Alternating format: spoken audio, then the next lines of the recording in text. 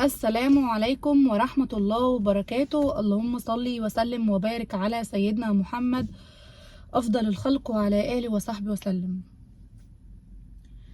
عايزة أقول لكم يا جماعة إن أنا مش عارفة أجيبها لكم إزاي في البداية. أنا مش عارفة أجيبها لكم إزاي، بس أخدت القرار اللي إن شاء الله بإذن الله يكون هو القرار الصح، يكون إن شاء الله القرار اللي بجد كان المفروض أخده من كام يوم. طبعا الفضل لربنا سبحانه وتعالى ثم ليكم. انا قررت ان انا ارجع، وعشان تكونوا عارفين ولازم تبقوا عارفين النقطة دي انها مهمة جدا. انا رجعت من نفسي، انا رجعت لوحدي. تمام، حطوا تحت الكلمة دي 100 خط. ليه؟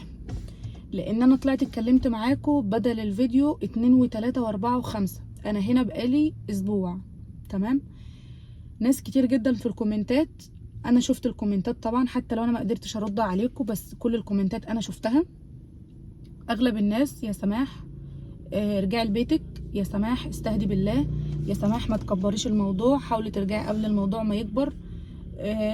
ما تفرجيش الناس عليكي وما تخليش حد يشمت فيكوا، وياما بيحصل الحاجات دي كلها طبعا احنا عارفينها، انا وانتوا عارفينها. بس قلت لكم واتكلمت معاكم يومها بكل صراحه، وقلت لكم يا جماعه انا اهم حاجه بالنسبه لي كرامتي، والواحده فينا كرامتها دي انا هتكلم عن نفسي، كرامتي فوق اي حد، انا كرامتي فوق اي حد. لقيت ناس في الكومنتات بقى يا سماح ما فيش فرق ما بين الراجل والست، وما فيش بين الراجل والست كرامه. ماشي ماشي، بس انتوا عايزين تقنعوني ان ابو مالك لحد دلوقتي ولا شاف فيديو ولا شاف كومنت ولا حتى حد اتواصل معاه لحد دلوقتي ما جاش ياخدني؟ هل انتوا مفكرين ان دي سهله؟ دي سهله عليا مثلا؟ المهم، عشان ما بقاش بس عماله بتكلم كتير وبتوهكوا في الكلام معايا، انا يا جماعه خدت القرار ان انا هرجع وهغزي الشيطان، وهحاول ان انا برضو ما اضحكش الناس عليا، وما بقاش قاعده في مكان زي ما انتوا قلتوا لوحدي. انا عارفه انكم بتحبوني، وعارفه انكم بتخافوا عليا، وعارفه انكم بتنصحوني، وعارفه انكم مش عايزيني مثلا حياتي تبقى فيها مشاكل، او اي حاجه من الحاجات اللي انتوا عارفينها كلنا كستات بنمر بيها. انا خدت نصايحكم، خدت الحاجات الايجابيه، بس خدت الكلام اللي بجد حسسني انكم بتحبوني، حسسني انكم مش عايزين حد يشمت فيا، ومش عايزين مشاكل، عايزين انا ابقى عايشه مرتاحه ومبسوطه. كل الحاجات دي والله العظيم يا جماعه انا مقدراها اقسم بالله. بس اعرفوا نقطه مهمه جدا، ان انا رجعت عشان خاطر حاجه واحده بس، حاجه واحده بس، كلكم طبعا اكيد عارفينها: عيالي. عيالي ثم عيالي ثم عيالي. والله العظيم انا لو ما في حياتي مالك وساجد وان هم بعيد عني، انا ما راجعه. لان المفروض انا بتكلم معاكم بقى بصراحه، انا بتكلم معاكم بصراحه، ان المفروض هو اللي يجي يصالحني، المفروض هو يجي يصالحني. زي ما كل الناس كل الستات لما بتزعل جوزها اللي بيروح يراضيها، صح ولا لا؟ على الاقل هي تحس بحبه ليها، او تحس بان هي برضو ست عندها كرامه، وان هو مش قادر يبعد عنها، وان هو مش قادر يستغنى عنها وقدرها. الحاجات دي كلها احنا طبعا كستات عارفينها، مش محتاجين ان انا اتكلم فيها. بس انا استنيت يوم واتنين وتلاته واربعه وخمسه وسته، والنهارده بقالي اسبوع ولسه لحد دلوقتي ما جاش يصالحني. فانا اهو راجعه من نفسي عشان خاطر عيالي، وعشان خاطر اخذ الشيطان زي ما انتوا بتقولوا لي، وعشان خاطر الم الدنيا، وعشان الموضوع ما يكبرش. وانا كنت جايه وخلاص، انا كنت جايه واخده قراري ان خلاص، كل شيء اسمه نصيب، وكل واحد يعيش حياته، وكل واحد ربنا يصلح حاله، وبيننا اولادنا انا افضل فاكره له كل حاجه فيها خير، وهو يعاملني كذلك. بس انا لما قعدت لوحدي، وده بقى كان دي النقطه اللي انا كنت الحمد لله اول ما جيت كنت قاعده لوحدي هنا هنا في المكان ده، في شقتي.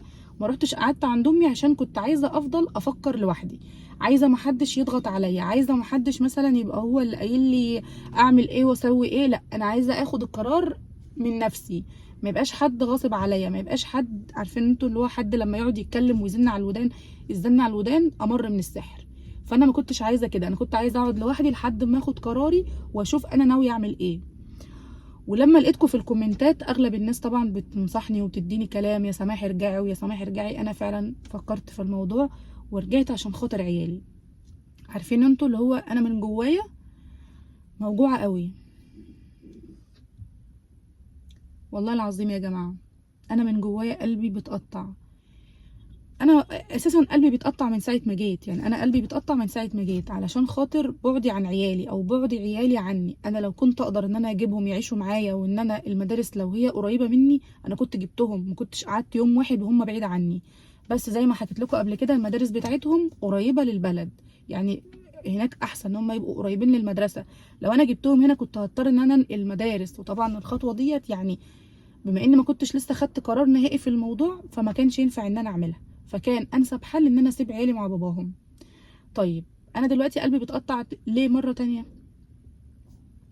ان انا حاسه ان انا دست على كرامتي، يعني دست على نفسي. عارفين انتوا اللي هو راجعه كده من نفسي، فحاسه من جوايا بحته ان انا دست على كرامتي، دست على كبريائي. ما اعرفش، بس هو ده الاحساس اللي جوايا. هل بقى هو هيقدر الحته دي؟ هل هي مش هيحسسني بالندم؟ هل هي يعني مش عارفه اقول لكم ايه.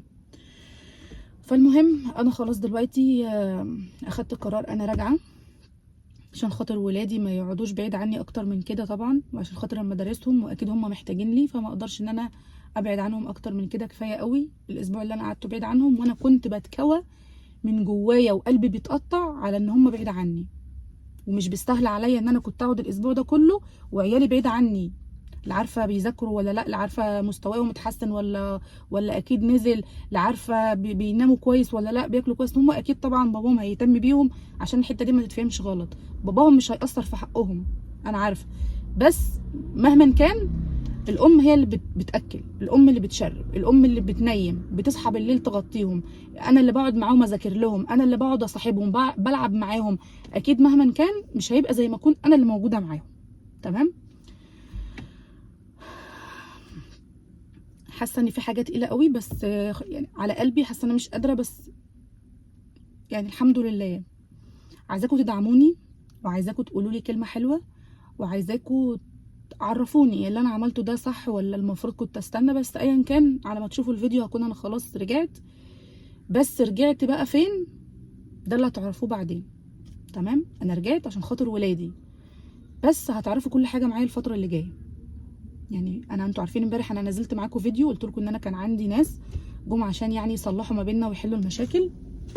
بس الفتره الجايه بقى دي يعني ده اللي انتوا هتتابعوا معايا وهتعرفوا ايه اللي حصل وايه اللي جد في حياتي، او انا هرجع ازاي وهروح فين. الحاجات دي كلها انتوا هتعرفوها بعد كده. تمام. هتتابعوا معايا عند الفتره اللي جايه. فيلا بينا، عشان انا يعني النهارده السبت، عايزه ان شاء الله باذن الله اوصل بدري عشان الحق اذاكر مع مالك وساجد شويه، وعشان الحق ان انا ايه يعني لو في حاجه هدوم للمدرسه اغسلها. لو بكره الحد طبعا في مدارس، النهارده السبت في اجازه.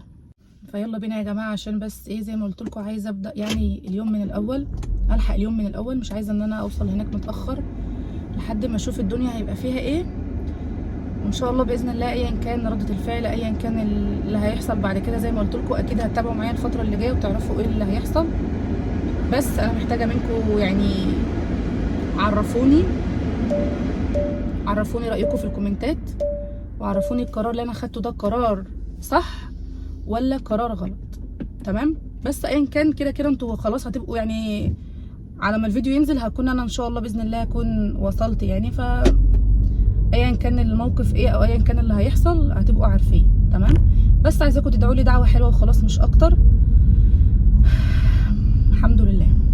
يلا بينا. انا مصوره فيديو وانا لسه في الشقه هحطه لكم عشان بس تبقوا ايه يعني عارفين برضو اللي انا عملته ايه في الشقه قبل ما انزل وكده، وان شاء الله خير يعني.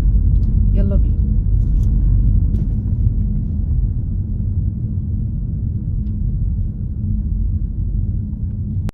ودلوقتي بقى يا جماعه، بعد ما اكيد كلكم دلوقتي سمعتوا المقدمه اللي انا عملتها معاكم، واكيد كلكم دلوقتي خلاص عرفتوا القرار اللي انا خدته، القرار الاخير بالنسبه لي. يا رب اكون خدت القرار الصح، يا رب اكون اخدت القرار اللي بجد لازم ان انا اخده. ويا رب كمان ودي اهم حاجة ان انا ما احسش ان انا مش قادرة اقولها، بس انتوا حاسين بيا، يا رب ما اكونش قللت من نفسي، يا رب ما حدش يندمني على القرار اللي انا عملته. انتوا حاسين بيا وفاهمين انا اقصد ايه. بس زي ما سمعتوا وزي ما حكيت معاكم ان ده بعد تفكير وتعذيب وايام كلها كانت مرار بسبب بعدي عن عيالي. اي نعم عيالي جم وشفتهم وكل حاجة، بس مهما كان مش هيبقى زي ما اكون انا معاهم. زي ما حكيت لكم كل حاجة كده عشان بس ما بقاش بكرر معاكم الكلام. طبعا انا فتحت الشنطة اهو، بقيت خلاص جاهزة ان انا هفتح الدولاب واحط فيها الهدوم. والله العظيم عايزه اقول لكم متوتره توتر مش عارفه، بس اكيد كل واحده حصل لها الموقف ده قبل كده حاطه نفسها مكاني وعارفه انا حاسه بايه دلوقتي. لميت كمان كل الحاجات اللي كانت على التسريحه، مش باقي بس غير الشنطه الصغيره دي اهي، هاخدها دلوقتي احطها مع الحاجات في الشنطه الكبيره، بس مش راضيه تقفل. ما علينا.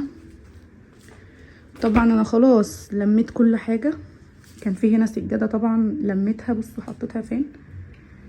طبعا الهيلز ده انا هلبسه دلوقتي. بصوا انا لميت السجاده اللي انا كنت فرشاها دي، كنت فرشاها في الركنه من اول ما جيت عشان ما كنتش اسيب الركنه فاضيه يعني، ودي اللي كنت فرشاها هنا في الاوضه. فطبعا بما اني بقى خلاص انا مش هبقى هنا، فقلت المهم عشان ما يتوسخوش، ولفهم زي ما انتم شايفين على ظهرهم منع ان هم يتوسخوا او يتملوا تراب يعني وكده. قفلت كمان الشبابيك والبلكونات. ما عادش بس غير ان انا خلاص هاخد الهدوم. طبعا ما فيش غير هدومي انا ويامن، فخلاص بقى هطلعهم كلهم. هحط بس هدوم يامن الاول. كنت عامله حسابي وجايبه له هو هدوم كتير قوي، عشان انتوا عارفين ان العيل الصغير بيوسخ هدوم اكتر طبعا بكتير من يعني مننا احنا الكبار. فانا يا دوب كنت جايبه اساسا ليا مفيش يعني، بصوا 3 4 عبايات بس، وكان منهم هنا عبايتين كمان هنا يعني هم كانوا موجودين هنا. هشيل بقى الهدوم كلها اهي، وهرتب بقى الشنطه وهقفلها بقى واشوف بقى اللي انا اعمله يعني. انا عايزه قبل ما امشي ابقى مقفله كل حاجه، قبل ما امشي ابقى واخده كل حاجه. حاسه ان انا مش على بعضي، بس خلاص انا اخدت القرار ابقى قده بقى يعني، انا اخدت القرار ابقى قده. طبعا دي هدوم بتاعت يامن اهي، بس هما كانوا في الاساس بتوع ملك وساجد وهم صغيرين، فلما صغروا على ملك وساجد كنت شايلاهم، فالحمد لله يعني في منهم دلوقتي لبس على قد يامن، وفي حاجات لسه كبيره شويه، فانا كنت جايباهم على اساس بقى خلاص مش راجعه ومش عارف ايه فعشان ما كنتش اشتري له هدوم يعني، كان هما يكفوا السنه دي وكده. طيب هخلص انا بقى الهدوم مع نفسي وهقفل الشنطه عشان بس ما اطولش عليكم. تعالوا اوريكم انا عملت ايه قبل ما امشي. تعالوا اوريكم الركنه. بصوا بسم الله الرحمن الرحيم. انا رجعت غطيت كل حاجه تانية اهي. طبعا اول ما جيت كانت كل حاجه متغطيه عشان كنت مغطياهم لما كنا هنا اخر مره، فانا رجعت جبت الملايات. والله العظيم انا كنت شلت الملايات دي بالفعل، وكنت غسلتهم وطبقتهم ورصيتهم في الدولاب، اللي هو خلاص بقى يعني كنت سستمت نفسي وظبطت اموري ان انا خلاص هعيش وهكمل حياتي هنا. بس خلاص بقى انا مش عايزه ارجع اتكلم في اللي فات تاني، ومش عايزه ارجع ان انا احس ان انا بقيت مذبذبه واقعد افكر في حاجات عدت. لا خلاص مش هفكر، انا خدت قراري وخلاص. ففرشت زي ما انتم شايفين عشان الركنه والكراسي كمان اللي هي كانت في البلكونه رجعت جبتهم هنا تاني اهي، عشان طبعا الجو لو مطر في اي وقت او في هوا او حاجه الحاجات ما تتبهدلش بره. وحتى الحافظه كمان كنت غسلتها وكنت منضفاها. وقفلت بقى طبعا غطيت كمان الشاشه اهي، مقفله الشبابيك والستاير والبلكونه وكله متقفل اهو خلاص، عشان بس ابقى اوريكم يعني ان انا ايه ظبطت كل حاجه قبل ما امشي. طبعا انا هرتب انا الشنطه مع نفسي. الاوضه بتاعت ملك وساجد من ساعه ما هم كانوا عندي ومرتباها بعد ما مشيوا وهي زي ما هي. هقفل بقى خلصت الباب، بس مقفله الشباك اهو كويس والدنيا تمام يعني. وهنا بقى بصوا شايفين يعني انا ماشيه وسايبه الشقه كلها كل حاجه زي ما هي، وكل حاجه نظيفه وكل حاجه مترتبه. حتى النيش ده كمان كنت نزلت اللي فيه ومسكته وغسلته ورتبته يعني، كنت خلاص ظبطت اموري. الحاجه الوحيده اللي هتفضل شغاله وانا حتى مش هنا التلاجة، علشان الراجل وانا بشتريها وقتها قال لي ما تبقيش تفصلي التلاجة، عشان لو فضلت فترة مركونة من غير ما تبقى في الكهرباء هتسرب البخار اللي فيها وهتبوظ. فطبعا بلازم ان انا اسيبها شغالة، حتى لو هي فاضية ما فيهاش حاجة بسيبها شغالة، وبعمل حسابي ان انا اكون متأكدة ان الكارت بتاع الكهرباء يعني فيه رصيد عشان ما يفصلش. وطبعا هنا شايفين المطبخ، طبعا المواعين اللي هناك دي انا سايباها، بس ايه، انا غسلتهم وسايبهم بقى ينشفوا مع نفسهم عادي. لو حتى انا سبتهم على الرخام كده مفيش مشكله، ان هم نضاف وخلاص. ومقفله الشبابيك، وادي البلكونه اللي هنا اهي. فمفيش بس غير شباك المسقط هقفله كمان بالمره، عشان ما بقاش سبت ولا شباك ولا اي حاجه مفتوحه، لان خلاص بقى يعني ربنا ما يرجعني الايام دي تاني. بس خلاص يعني ما عدتش هاجي هنا تاني الفتره دي، فعشان ابقى ماشيه وانا مطمنه وعارفه ان انا ايه كل حاجه تمام، يعني ما بقاش شايله هم ان الشقه مفتوحه او كده. وكده كده في امان يعني الحمد لله. هنا في غفير على العماره وزوجته واولاده، فاللي بيطلع بيبقى انت طالع فين ونازل جاي منين، في امان، محدش بيطلع كده وخلاص. فيا جماعه هخلص، هحط بقى الهدوم كلها في الشنطه، وهاخد الشنطه وهاخد يامن واتكل على الله. وادعوا لي دعوه بجد تريح قلبي، وعرفوني يا ترى انا كده خدت القرار الصح ولا لا. انا محتاجه بجد انكم تدعموني، كلام حلو يرفع معنوياتي، يحسسني ان انا فعلا ما قللتش من نفسي او ما رخصتش من نفسي. يعني زي ما انتوا قلتولي، انا عملت اللي انتوا قلتولي عليه بالظبط، وسمعت نصايحكم. يا رب يكون ده الخير ليا يا رب. بس